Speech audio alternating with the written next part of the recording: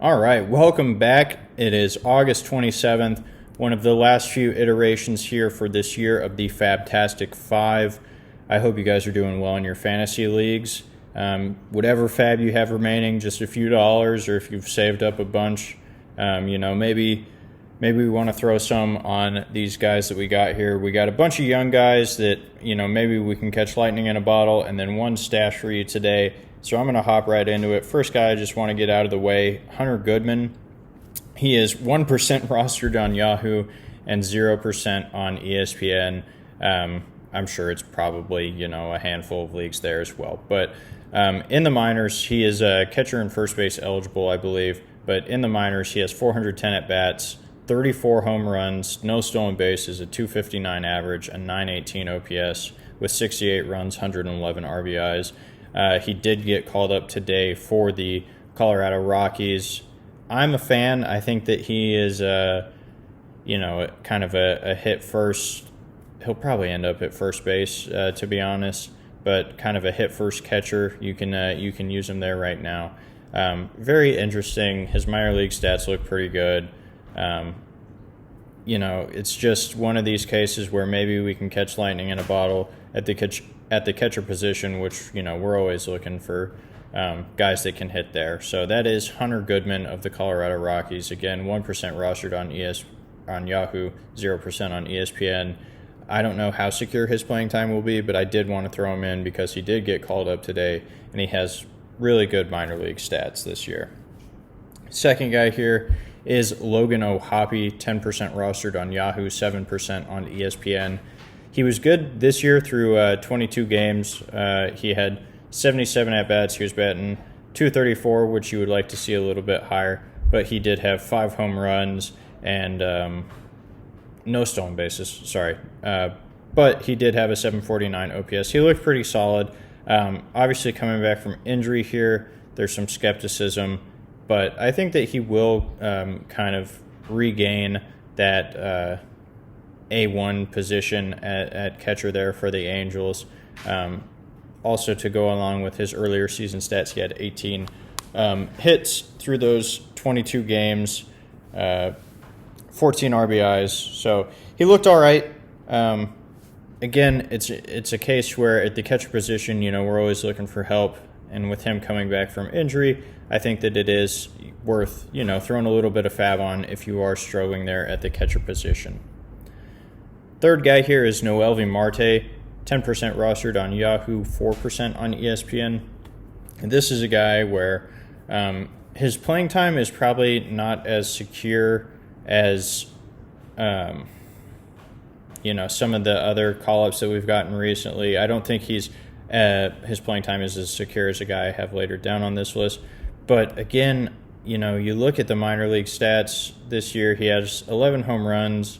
He's batting .279 and 812 OPS, 358 on base percentage, 18 stolen bases. It's a guy where he gives you some power, some speed, 69 runs in the minors, nice, 45 RBIs. He's just been really solid this year. I think that he's a guy, especially in Cincinnati, where you could see the stats look really solid there for Noelvi Marte. Again, the playing time may be a little bit of a concern. You do have Jonathan India probably coming back in a few weeks, but realistically, this is a guy where if it's just a couple dollars that you have left for this season, you need help at short or maybe, corner infield, third base, I think he should gain eligibility there at some point.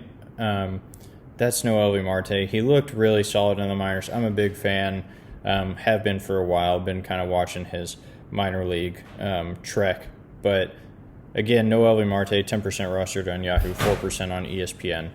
Fourth guy here, this is the stash that I was talking about. John Means, 14% rostered on Yahoo, 3% on ESPN.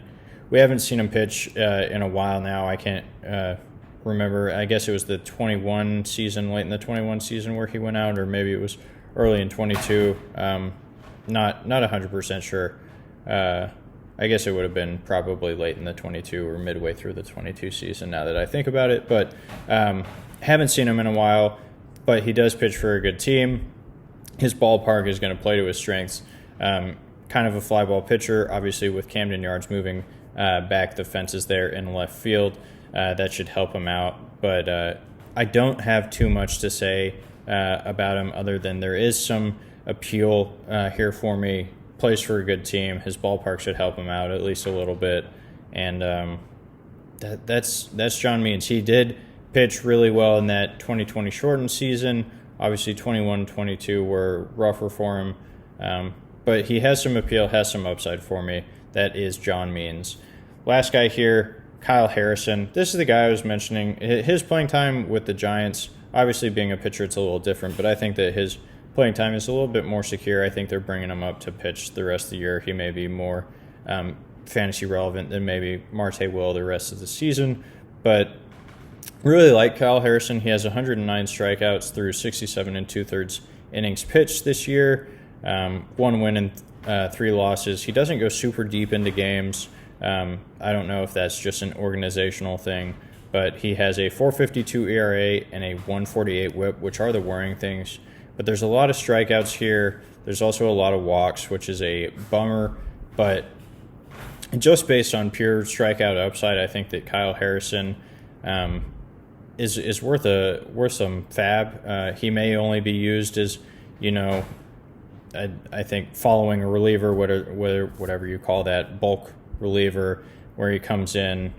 I think that the Giants are kind of weird in that regard. They use some openers, and it's a weird pitching staff, but just like I said, purely based on strikeout upside, 109 over 67 2/3. I think that Kyle Harrison is worth a speculative FAAB bid.